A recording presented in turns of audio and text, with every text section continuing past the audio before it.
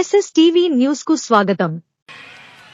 ఆయన పిల్లవాడిగా 4వ తరగతి ఇంగ్లీష్ మీడియంలో 4వ తరగతి ఆయన పాస్ అయినప్పుడు ఆయన బంధుమిత్రులంతా కూడా పండగ చేసుకున్నారట.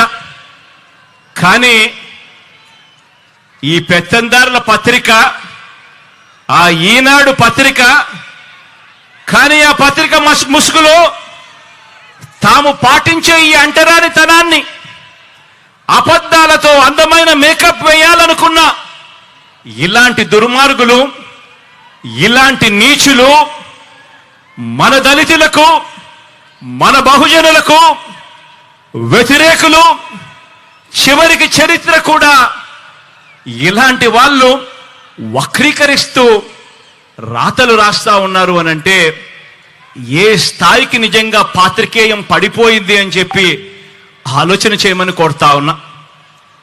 ఈరోజు పేద కులాల వారు ఎప్పటికీ కూడా తమ పొలాలలో పనివారుగానే ఉండిపోవాలట.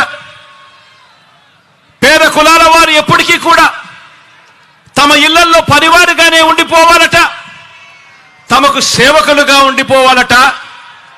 చిన్న చిన్న వృత్తులు, చిన్న చిన్న వ్యాపారాలు మాత్రమే వాళ్ళు చేసుకోవాలట. తమ అవసరాలు తీర్చే వారిగా మాత్రమే వాళ్ళు మిగిలిపోవాలట.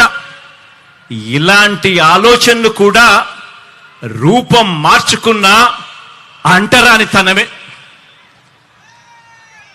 పేదలు ఏ హాస్పిటల్లోకి వైద్యం చేయించుకుంటున్నారో ఆ గవర్నమెంట్ హాస్పిటళ్లలో ఎక్కడైతే పేదలకు ఉచితంగా వైద్యం అందుతా ఉందో అటువంటి హాస్పిటల్ కూడా నీరుగార్చడం, పేదలు ఏ బస్సుల్లో అయితే ఎక్కుతున్నారో ఆ ఆర్టీసీని కూడా ప్రైవేట్కు అమ్మేయాలని అనుకోవడం, ఇవన్నీ కూడా రూపం మార్చుకున్న అంటరానితనమే.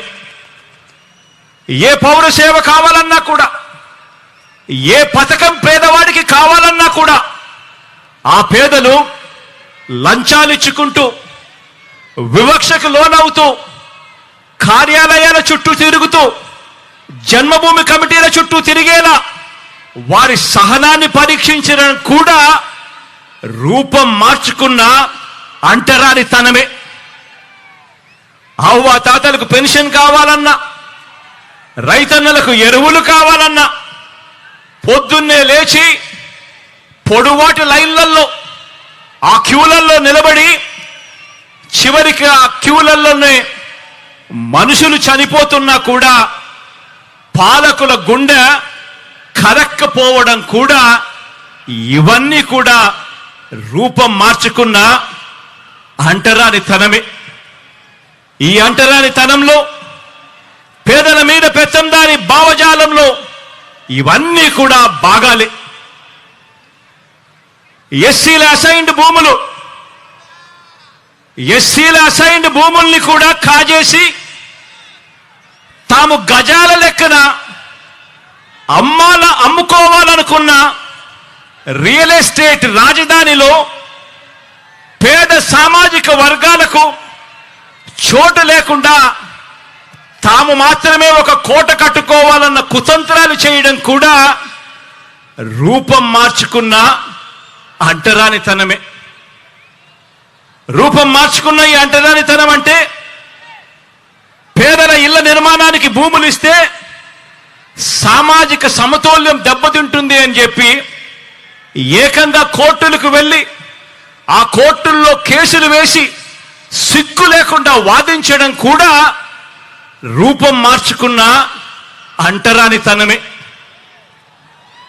రూపం మార్చుకున్న అంటరానితనం అంటే, మన ఎస్సీలు, మన ఎస్టీలు, మన బీసీలు, మన మైనారిటీలు, మన నిరుపేద పిల్లలు చదువుకునే ఆ గవర్నమెంట్ బడులలో ఇంగ్లీష్ మీడియం చదువులు చెప్పడానికి వీల్లేదని కోర్టులకు వెళ్లి సైతం పిటిషన్లు వేయడం కూడా రూపం మార్చుకున్న అంటరానితనమే.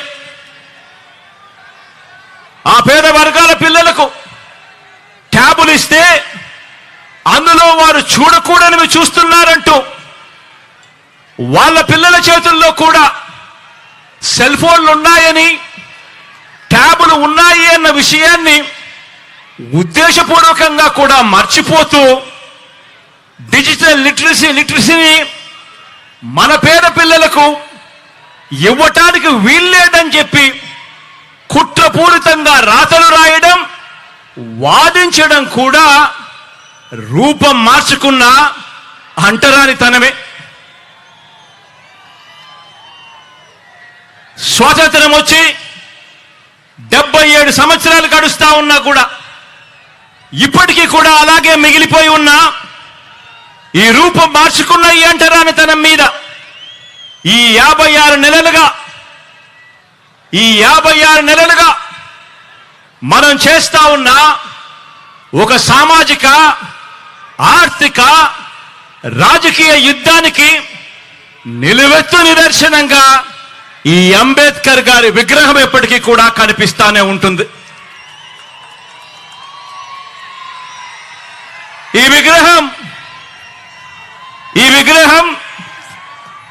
దేశంలోనే కాదు, ప్రపంచంలోనే అతిపెద్ద అంబేద్కర్ గారి విగ్రహం అని కూడా చెప్పడానికి గర్వపడతా ఉన్నా.